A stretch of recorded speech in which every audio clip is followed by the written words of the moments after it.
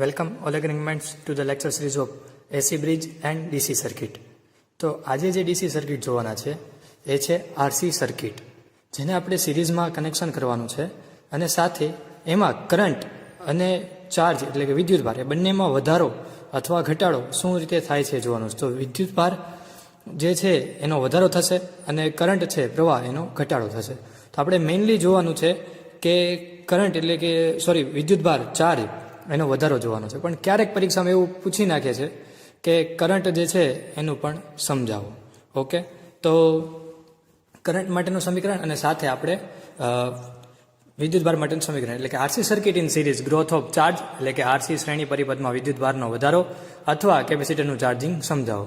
તો જે આપણું કેપેસિટર અહીંયા કન્ડેન્સર છે સી, બરાબર, એ સીનું આપણે ચાર્જિંગ છે વિદ્યુતભારમાં વધારો કઈ રીતે થાય છે એ સમજાવવાનું છે. ચાર્જિંગ એટલે વિદ્યુતભારનો વધારો કઈ રીતે સમજાવવાનું છે. તો એની માટે આપણે એક સર્કિટ લીધી છે કે જે સર્કિટમાં એક કેપેસિટન્સ છે, એક રેઝિસ્ટન્સ આર છે, ઓકે, જેને બેટરી વી સાથે કનેક્ટેડ છે. Okay, so a capacitor C and a resistance R is connected to a cell of EMF V and through a key K.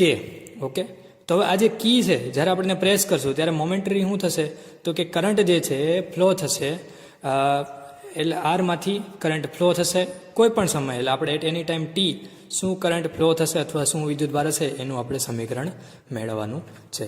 તો હવે આની માટે પહેલાં એ જોઈ લઈએ આપણે જે આના પહેલાંના આરએલ શ્રેણી પરિપથમાં વધારો ઘટાડો માટે પહેલાં શું જોયું હતું તો કે એની એક શરત જોઈ હતી કે ધારો કે શરૂઆતમાં એટલે કે પોઈન્ટ નંબર 1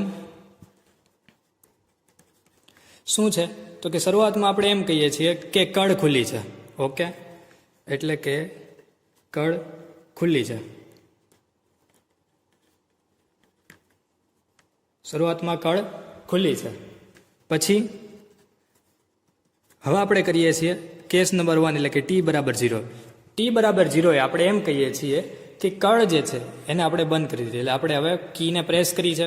ઓકે, તો કી પ્રેસ કરતાં એની સાથે શું થશે તો કે જ્યારે આપણે કી પ્રેસ કરીએ તો કરંટ જે છે એ આમાંથી ફ્લો થશે, બરાબર, અને એ ક્લોકવાઇઝ ડાયરેક્શનમાં હશે. અને જો આપણે બે સર્કિટ વિચારીએ અલગ અલગ, તો માનો કે સર્કિટ સી છે. ઓકે, સીની સર્કિટ છે,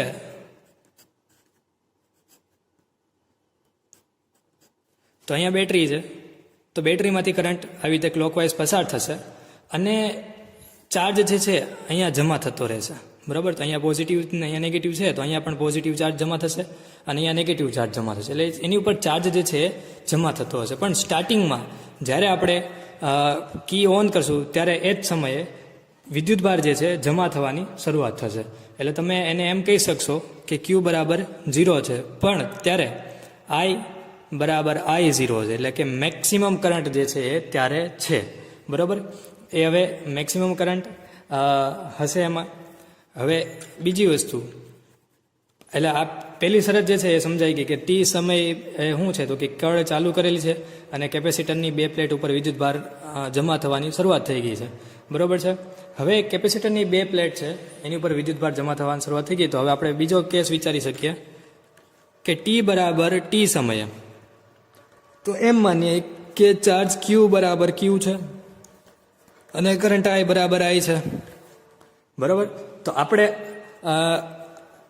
આપણો જે પ્રશ્ન છે એમાં આપણે આ જ વસ્તુ ફાઇન્ડ કરવાની છે કે આની માટે ક્યુનું સૂત્ર કયું આવશે. કેમ આપણે એલઆર સર્કિટમાં શું કરતા હતા, આપણને વધારો હોય તો ખબર હતી કે 0 થી લઈને ઇન્ફાઇનાઇટ થશે, તેની વચ્ચે શું થતું હતું એ at any instant time T, એટલે એની માટેનું આપણે જે સમીકરણ મેળવતા હતા એમ આમાં પણ આપણે at any instant time T એ ક્યુ વિદ્યુતભારનું સૂત્ર શું હશે એ આપણે આના ઉપરથી મેળવશું. પણ હજી એક ત્રીજો કેસ એ પણ જોઈ લઈએ સાથે, ત્યારે શું થશે આપણને ખ્યાલ હોવો જોઈએ એટલા માટે. તો આ આપણને ખબર પડી ગઈ શું છે તો કે capacitance at any instant of time t, એનું સમીકરણ આપણે અહીંથી મેળવશું કે જે આપણો આખો મુખ્ય પ્રશ્ન છે અથવા મુખ્ય હેતુ છે. હવે ટી ઇઝ ઇન્ફાઇનાઇટ એટલે કે સમય જેમ જેમ પસાર થશે, આ કળ બંધ કરી દીધી છે, સમય જેમ જેમ પસાર થશે એમ શું થશે તો કે આ બેટરીમાં જેટલો વોલ્ટેજ હશે એટલો જ વોલ્ટેજ ચાર્જ જે છે એ ચાર્જ આમાં બધો જમા થઈ ગયો હશે. એટલે હવે આ કેપેસિટર છે એ ખુદ એક બેટરીની જેમ વધશે, એટલે એમાં કરંટ પ્રોડ્યુસ થશે અને કરંટ જે છે આનો વિરોધ કરશે. એટલે ઇન શોર્ટ કે એક સમય એવો આવશે કે કેપેસિટર જે છે ફૂલી ચાર્જ થઈ જશે, પછી એ ચાર્જ થશે નહીં, અને પછી જે છે એમાં કરંટ જે ડીકે થશે. એટલે અહીંયા તમે એમ માની શકો કે જ્યારે ટી બરાબર ઇન્ફાઇનાઇટ હોય ત્યારે ક્યુ બરાબર શું હશે તો કે Q0, કારણ કે મેક્સિમમ ચાર્જ જે છે એ સ્ટોર થઈ ગયો હશે. સમય જેમ જેમ પસાર થશે એમ મેક્સિમમ ચાર્જ સી આમાં સ્ટોર થઈ ગયો હશે. અને એની સાથે ત્યારે આઈ જે છે મિનિમમ થઈ ગયો હશે, એટલે આપણે એને અત્યારે 0 માનીએ. બરાબર, આઈ જે છે મિનિમમ થઈ ગયો હશે. બરાબર, કારણ કે અહીંયા આઈ જે છે શરૂઆતમાં બહુ વધારે હતો, કરંટ ધીમે ધીમે પસાર થઈ ગયો અને એ ઓછો થતો ગયો, અને પછી આ એક સમયે 0 થઈ ગયો. એનો મતલબ શું થયો હતો કે સર્કિટ ઓન કરતાં આ ચાર્જ જે છે પહેલાં 0 હશે અને ધીમે ધીમે વધે છે Q અને Q થી Q0 એટલે મેક્સિમમ થાય છે. જ્યારે પ્રવાહ જે છે પહેલાં મેક્સિમમ હોય છે, પછી ધીમે ધીમે ઘટે છે અને પછી મિનિમમ થાય છે. ઓકે, તો આ ચાર્જ અને કરંટ એ બંને એટલે વિદ્યુતભાર અને પ્રવાહ એ બંનેની આપણને ખબર પડી ગઈ. તો હવે આપણે આ ટી બરાબર ટી સમયે શું થશે એની માટેનું સમીકરણ છે એ તારવવાનું છે. તો અત્યાર સુધીમાં આપણે જે કેસમાં અત્યાર સુધી જે કર્યું એ જ રીતે કિર્ચોફનો નિયમ આપણે સર્કિટમાં લગાડીએ. ઓકે, એટલે અપ્લાઇંગ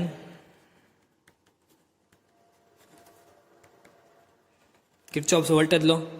તો હવે જ્યારે એને કિર્ચોફનો વોલ્ટેજ લો અપ્લાય કરીએ તો હવે શું કહે છે કિર્ચોફનો બીજો નિયમ, કિર્ચોફ સેકન્ડ લો.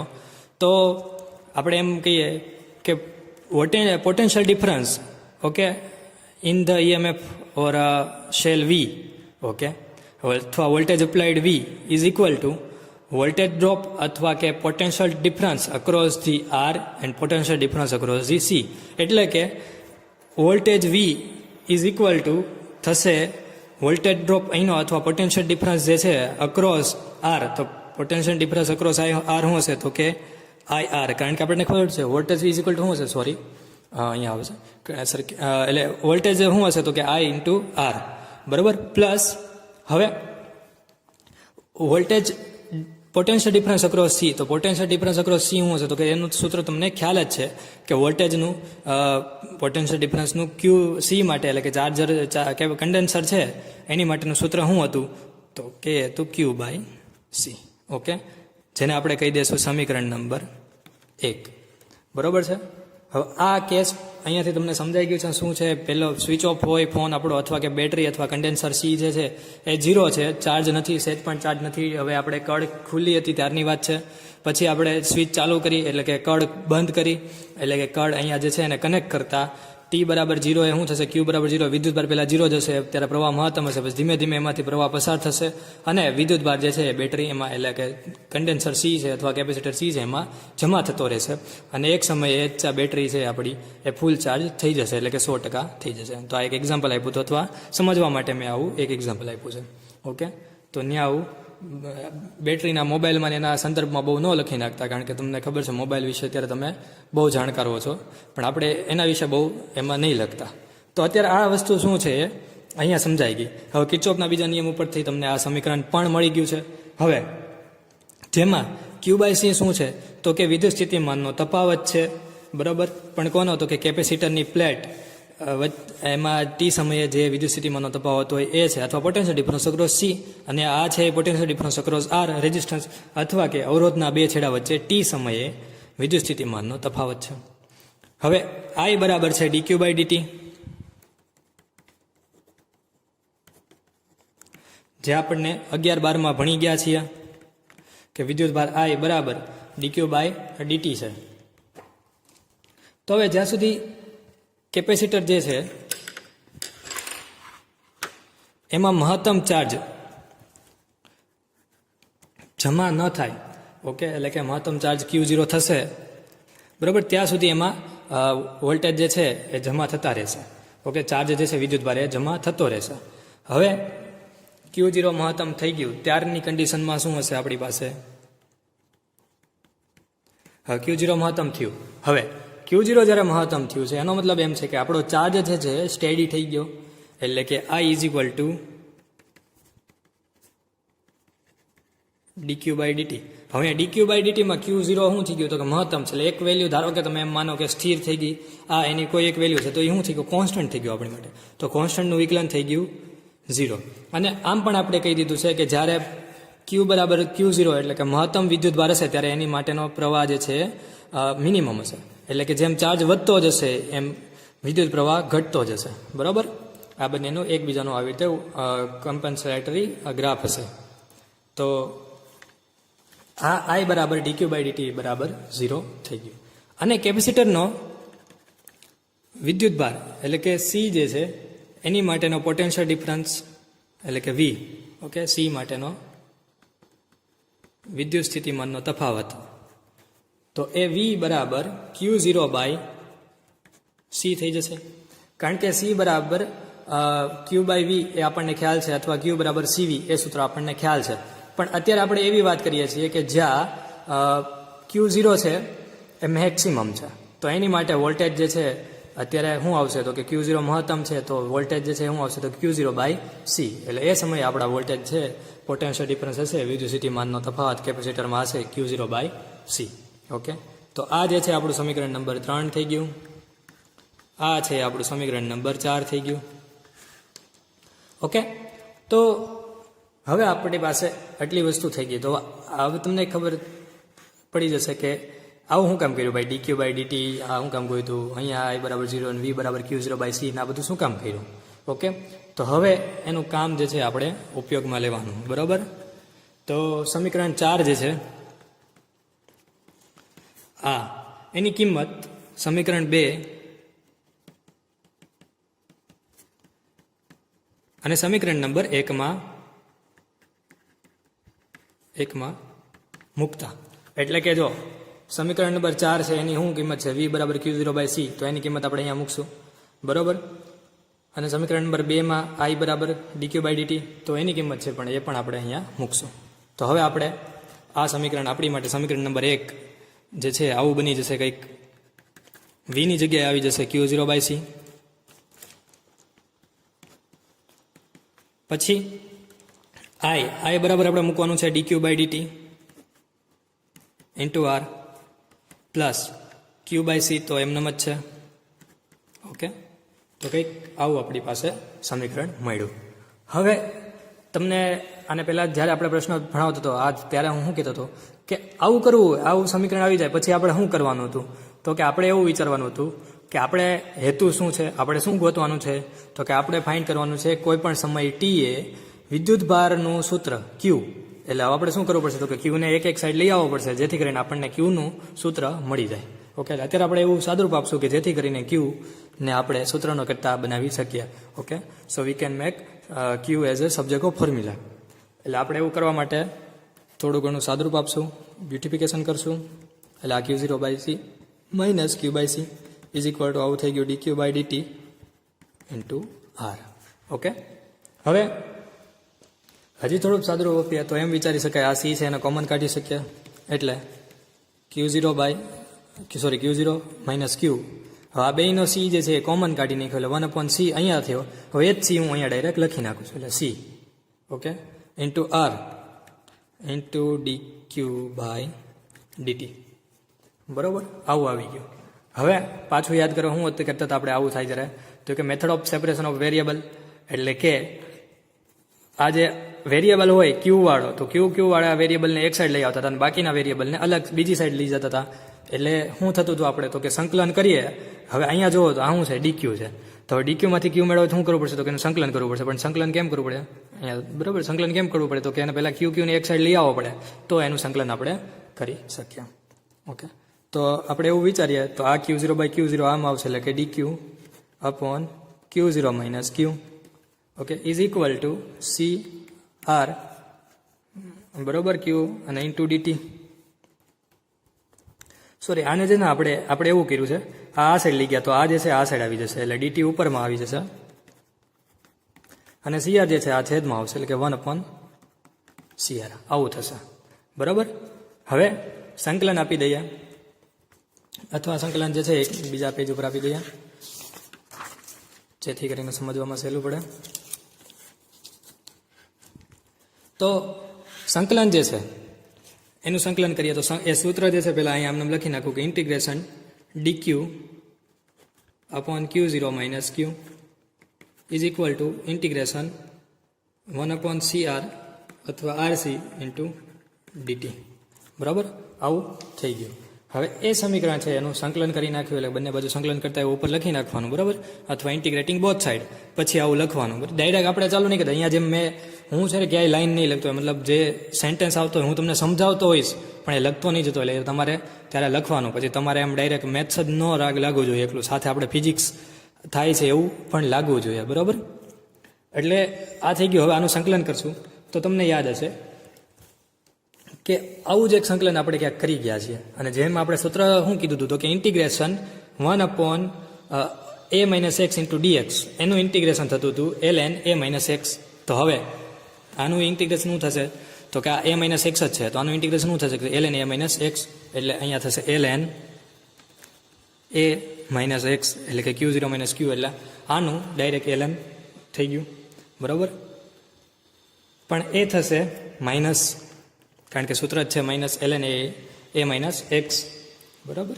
હવે is equal two 1/CR. 1/CR, CR શું છે? કોન્સ્ટન્ટ છે, અચળાંક છે, બહાર કાઢી લઈએ, સંકલનની બહાર કાઢી લઈએ કાઉન્સ, એટલે ઇન્ટિગ્રેશન ડીટીનું ઇન્ટિગ્રેશન થશે ટી, બરાબર. હવે ટી પ્લસ ભૂલવાનું નહીં શું સંકલન અચળાંક, તો આપણે દર વખતે સી આપતા હતા, આ વખતે સી નહીં આપ્યા. શું કામ? કારણ કે આપણી પાસે ઓલરેડી અહીંયા C/R છે, તો એને આની સાથે કન્ફ્યુઝન ન થાય એટલે આપણે એને નવો અચળાંક આપશું કે, બરાબર. તમે ગમે એ અચળાંક આપી શકો છો, એનો કોઈ મતલબ નથી, પણ અહીંયા સી કેપેસિટન્સ ઓલરેડી આમાં છે સમીકરણમાં, એટલે એ આપણે એની સાથે કન્ફ્યુઝ ન થઈએ એટલા માટે અહીંયા કે આપેલો છે. હવે સાદુરૂપ આપી દીધું. હવે તમને ખબર છે જ્યારે આપણને સંકલન અચળાંક મળે ત્યાર પછીનું આપણું પહેલું કામ શું હતું તો કે આ ક્યાંથી આવ્યો, આ શું છે, આની આ શું બધું આપણે જાણવું પડશે કે ભાઈ આ ક્યાંથી આવ્યો, આનો મતલબ શું છે, અથવા કે આની વેલ્યુ શું છે. તો એ જાણવા માટે આપણે શું કરશું તો કે કરશું આપણે એવું, શરત લેશું t = 0, a q = 0, આપણને ખ્યાલ છે. તો એની માટે આપણને શરત મુજબ આ સૂત્ર આવું મળશે, -ln q0 - q, okay, is equal two t = 0, એટલે આ લખવાની જરૂર નથી. તો કે હવે કેની કિંમત મળી ગઈ આપણને, તો જેને આપણે સમીકરણ નંબર આપી દઈએ છીએ 6, અને આને સમીકરણ નંબર આપી દઈએ 5. ઓકે, હવે આ સમીકરણ નંબર 6 ની કિંમત સમીકરણ નંબર 5 માં મૂકતા તમારે લખવાનું, હું અત્યારે એ લખતો નથી, બરાબર. તો તમને અહીંયા દેખાય જ છે શું કરવું જોઈએ, તો કે ln q0 - q is equal two t/CR plus, હવે કેની કિંમત છે માઇનસ છે, તો અહીંયા માઇનસ મૂકી દઈએ, minus ln q0 - q. Okay, હવે એક મિનિટ, અહીંયા ભૂલ થઈ ગઈ છે, q બરાબર પણ 0 છે, એટલે આ જે છે એ પણ અહીંથી નીકળી જશે, એટલે અહીંયાથી પણ આ નીકળી જશે, એટલે -ln q0, આ કેની કિંમત આપણને મળી ગઈ છે. ઓકે, હવે પાછું શું કરશું તો જુઓ તમે, અહીંયા કંઈક q0 છે, અહીંયા કંઈક q0 છે, તો પાછું શું કરશું તો કે q ને એક સાઈડ લઈ આવશું, તો જ આપણે qને સૂત્રનો કરતા બનાવી શકશું. તો કે હા, એટલે હવે આપણે પહેલાં કરશું ln q0 - q. હવે આ સાઈડ જે છે ln વાળું, એને આપણે આ સાઈડ લઈ આવીએ, અથવા તમે એમ વિચારી શકો કે આ ln વાળું q0 q છે એને આ સાઈડ લઈ આવતા તો આ પ્લસ થઈ ગયું, આ વાળું તો માઇનસ હતું તે, એટલે -ln q0. પણ હવે આ જે જમણી બાજુ t/CR હતું એને આપણે ડાબી બાજુ લઈ આવ્યા. ઓકે, તો એ થઈ ગયું -t/CR. બરોબર, શું કર્યું, આ t/CR ને આપણે ડાબી બાજુ લઈ આવ્યા, અને આ જે છે એને આપણે જમણી બાજુ લઈ આવ્યા, એટલે આ માઇનસ તો હતું તે, આ માઇનસ વાળું આ સાઈડ આવે પ્લસ થઈ ગયું, ને આ પ્લસ વાળું આ સાઈડ આવ્યું એટલે માઇનસ થઈ ગયું, બરોબર. તો હવે આ જુઓ તો આ પાછું શું થઈ ગયું તો કે ln x - ln y. તો આ લોગેરિધમિક એલ્જીબ્રા તમે આની પહેલાં પણ બે વખત બે જે પ્રશ્ન ચાલ્યા, LR નો વધારો ને LR નો ઘટાડો, એ બંનેમાં જોઈ ગયા, તો એ જ વસ્તુ છે અહીંયા, ln x - ln y is equal two ln x/y, એટલે કે q0 - q upon q0 is equal two -t/CR. હવે આપણે શું કરવું છે, હેતુ શું છે તો કે ક્યુને સૂત્રનો કરતા બનાવવો છે, આપણે ક્યુનું એટ એની ટાઈમ ટી માટેનું સમીકરણ તારવવું છે. તો શું કરશું આપણે, તો આપણે ln કાઢવું હોય તો શું, ln રિમૂવ કરવું હોય તો શું કરશું તો કે એક્સપોનેન્શિયલ લેવું પડશે. તો અહીંયા એક્સપોનેન્શિયલ લઈએ તો આ થઈ જશે q0 - q upon q0 is equal two, આનું થઈ ગયું એક્સપોનેન્શિયલ t/CR, બરાબર, t/CR. હવે થોડુંક આનું સાદુરૂપ આપી દઈએ તો એ કંઈક આવું થઈ જશે. ક્યુ અપોન ક્યુ ઝીરો એટલે કે 1 minus q upon Q zero is equal to e upon t upon CR exponential minus T upon CR. Okay, હવે જુઓ તો આમાંથી તમે ક્યુને સૂત્રણ કરતા બનાવી શકો તો કે હા હવે એકદમ સાદી રીતે બનાવી શકીએ તો આ એકને આ સાઈડ લઈ આવીએ અથવા ક્યુ અપોન ક્યુ ઝીરોને આ સાઈડ લઈ આવીએ એટલે એ પોઝિટિવ વાળું થઈ ગયું અને ક્યુ ઝીરો પછી જે ગુણાકારમાં જે ભાગાકારમાં હોય ને આ સાઈડ ગુણાકારમાં લઈ આવશું. તો હવે જોઈ લઈએ એ સમીકરણને અહીંયા આપણે ફાઇનલ ટચ આપી દઈએ કે સમીકરણ જે છે એવું આવું થઈ જશે Q upon Q zero is equal to 1 minus exponential T upon CR. બરાબર, હવે ક્યુને સૂત્રોને કરતાં બનાવી શકીએ આપણે ઇઝીલી તો કે હા Q is equal to Q zero into 1 minus exponential minus T upon CR. બરાબર, જે આપણે સમીકરણ નંબર 7 જે શું આપશે તો કે તત્કાલીન વિદ્યુતભાર ક્યુનું સમીકરણ આપશે અથવા કે એ એમ આપશે કે capacitance at any instant of time અથવા ઇન્સ્ટન્ટેનિયસ ઇન્સ્ટન્ટેનિયસ વિદ્યુતભારનું સૂત્ર આપશે. બરાબર, ઇન્સ્ટન્ટેનિયસ ચાર્જનું પણ ક્યાં તો કે કેપેસિટન્સ ઉપરના. બરાબર, તો આ આપણને મળી ગયું છે. હવે તમે આને થોડુંક એમ પણ કહી શકો કે જેમાં ક્યુ ઝીરો છે મહત્તમ વિદ્યુતભાર છે તો એ મહત્તમ વિદ્યુતભાર બરાબર સીવી એટલે આ CV 1 minus e raise to minus T upon CR. બરાબર, હવે જેમાં આરસી જે છે હવે આપણે જે બરાબર તમને મેથડ જે છે ને અત્યાર સુધી જે બધા પ્રશ્નો ચાલ્યા એક જેવી જ છે. અહીંયા આવું આવતું તો શું કરે તો કે આનો જે છે યુનિટ એ શું હતો તો કે એક્સપોનેન્શિયલ હતો એને આપણે શું કરતા હતા કે યુનિટ લેસ કરતા હતા. તો એમાં આપણે કંઈક એલ અપોન આરને સમય અચળાંક લેતા હતા. અહીંયા જે સીઆર છે અથવા આરસી છે એને આપણે સમય અચળાંક કહેશું. તો આરસી છે શું થઈ ગયો આપણો આરસી એ પરિપથનો સમય અચળાંક છે. બરાબર, કે જેનો એકમ સેકન્ડ છે. અને હવે તમને એમ થતું હોય તો ખાલી એક્સ્ટ્રા તમને કહી દઉં કે શું છે તો કે આર અને સી છે એ ટાઈમ ટીમાં કન્વર્ટ કઈ રીતે થઈ શકશે તો કે ટાઈમ ટી તમારે જોવું હોય તો કઈ રીતે આપશો તો કે તમે આર જે છે એનો ડાયમેન્શન છે બધા છે એમ એટલે કે 1 L2 A -2 અને T -3 into C is equal two એનું ડાયમેન્શન છે જે તમે 11-12માં મેળવી ગયા હતા -1 Lનું -2 એનું +2 અને Tનું +4. હવે આર ઇન્ટુ સી તમે કરો તો જુઓ તો આર ઇન્ટુ સી તો શું થાય એમ અને એમ -1 એટલે કે આ બંને 0 થઈને એમનું ઘાત થઈ ગઈ 0 L2 -2 એટલે એલનું પણ 0 થઈ ગયું A -2 +2 એટલે એનું પણ 0 થઈ ગયું. હવે Tની -3 +4 એટલે કે 1 એટલે આરસી જે છે ટાઈમનો એટલે કે સમયનો અચળાંક છે. હવે તો તમે એલ અપોન આર જે છે આપણે એ સમય અચળાંક હતો તો એમાં પણ કઈ રીતે આવતું હતું તો એમાં આપણે કેમ કીધું હતું કે એલ હેનરીમાં હોય અને સી જે છે એલ અપોન આર એટલે કે આર ઓહમમાં હોય તો એ ટાઈમ ટી આપણને સેકન્ડમાં મળે. એવી રીતે અહીંયા આર જે છે એ ઓહમમાં હશે, સી જે છે એ એના એકમમાં હોય, સી માઇક્રોફેરાડેમાં કે ફેરાડેમાં હશે. બરાબર, તો ફેરાડેમાં હોય તો ટાઈમ ટી 1 સેકન્ડ હશે એટલે કે એનો એકમ 1 સેકન્ડ છે.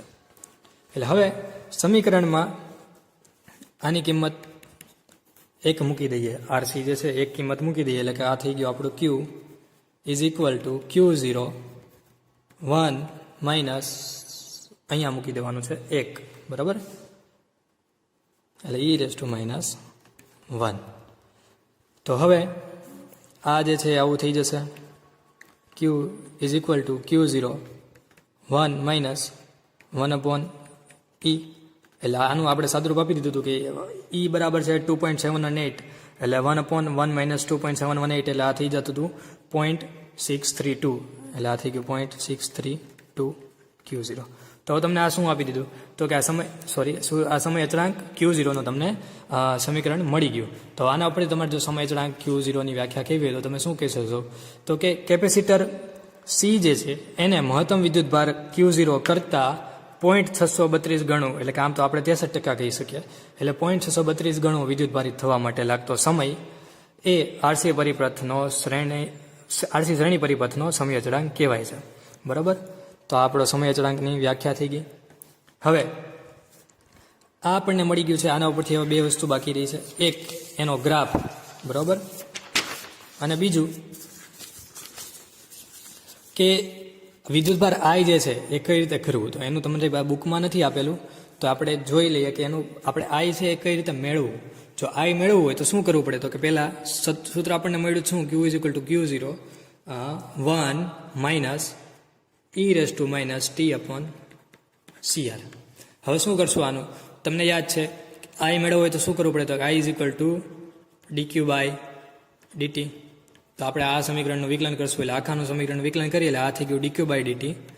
હવે અહીંયા થયું, આને હજી સાદુરૂપ આપી દઈએ થોડુંક, એટલે આ જે છે સમીકરણ આવી રીતે બની જશે Q0 minus Q0 into e raise to minus T upon CR. બરાબર. હવે એમાંથી તમને એમ કહું Q0 એનું વિકલન શું થાય, તો કે Q0 શું છે, મહત્તમ કિંમત છે, એટલે કે એક સ્ટેડી કિંમત છે, તો એનું સંકલન એટલે અચળાંક છે તો અચળાંકનું સંકલન શું થાય 0 માઇનસ. હવે શું વધ્યું, તો કે Q0 ઇન્ટુ આનું વિકલન એટલે કે e raise to minus T upon CR અને into minus T upon CR છે એનું વિકલન થશે એટલે કે માઇનસ 1 અપોન CR, આવું એનું વિકલન થાય. બરાબર. હવે માઇનસ માઇનસ પ્લસ થઈ ગયું એટલે આ થઈ ગયું આપણું plus Q0 okay upon CR into e raise to minus T upon CR is equal to અહીંયા dq બાય dt. હવે dq બાય dt બરાબર શું છે, તો કે dq બાય dt બરાબર I, એટલે કે આપણો વિદ્યુતભાર કે જે આપણે જેનું સમીકરણ મેળવવું હતું, સોરી વિદ્યુતભારની પ્રવાહ કરંટ I, ઓકે, કે જેનું આપણે સમીકરણ મેળવવું હતું. હવે આ Q0 એના છેદમાં RC છે. હવે એમાંથી આપણને ખબર છે કે C બરાબર છે Q0 બાય V, એટલે એની કિંમત મૂકી દઈએ Q0 બાય V, એટલે કે V છે અહીંયા ઉપર આવી જશે ને ઇન્ટુ R. બરાબર. અને e raise to minus T upon RC, એટલે હવે Q0 કેન્સલ થશે તો આ બની જશે V by R e raise to minus T upon RC.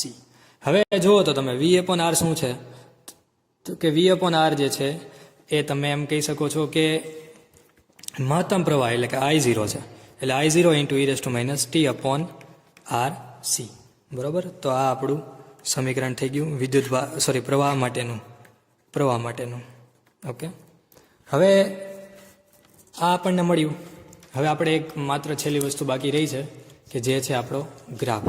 હવે આમાં પણ હજી 1-2 મિનિટ જોઈ લઈએ, થોડું ઘણું સાદુરૂપ આપે એને, મતલબ કે આ સાચું મળ્યું છે કે નહીં. તો આપણે શું કીધું હતું કે at t is equal to 0, બરાબર, I બરાબર I0 એ આપણને ખ્યાલ છે. હવે બીજી આપણે એમ કીધું હતું કે ભાઈ t is equal to infinite, એટલે કે મહત્તમ સમયે I બરાબર I0, પણ કઈ રીતે, તો કે અહીંયા કિંમત મૂકી દઈએ તો I is equal to I0 e raise to minus 1 upon અહીંયા ઇન્ફાઇનાઇટ, એટલે ટીની જ કિંમત ઇન્ફાઇનાઇટ, એટલે કે આ થઈ ગયું માઇનસ ઇન્ફાઇનાઇટ. એટલે હવે આને તમે આમ લખી શકો I0 upon e raise to infinite, કારણ કે e raise to minus infinite છે એટલે તમે 1 upon e raise to infinite લખી શકો. હવે 1 અપોન ઇન્ફાઇનાઇટ થઈ ગયું, કારણ કે e raise to infinite is equal to infinite, એટલે 1 અપોન ઇન્ફાઇનાઇટ Y0. હવે 1 અપોન ઇન્ફાઇનાઇટ શું છે, તો કે 0, એટલે તમે કહી શકો ત્યારે I બરાબર શું આવશે 0, એટલે મિનિમમ પ્રવાહ આવશે. બરાબર. એટલે I બરાબર અહીંયા મિનિમમ પ્રવાહ 0 હશે. બરાબર. તો આ વસ્તુ આપણે અહીંયા સાબિત કરી નાખી, જોઈ લીધું. હવે એના ઉપરથી એક છેલ્લું માત્ર નાનો એવો ગ્રાફ જે આપણે અત્યાર સુધી કર્યું છે એ જ છે, પણ હવે તમને અંદાજો આવી જશે કે ગ્રાફ કઈ રીતે દોરવો અને શું આવશે એ પણ તમને ખબર પડી ગઈ છે. તો અહીંયા ધારો કે વિદ્યુતભાર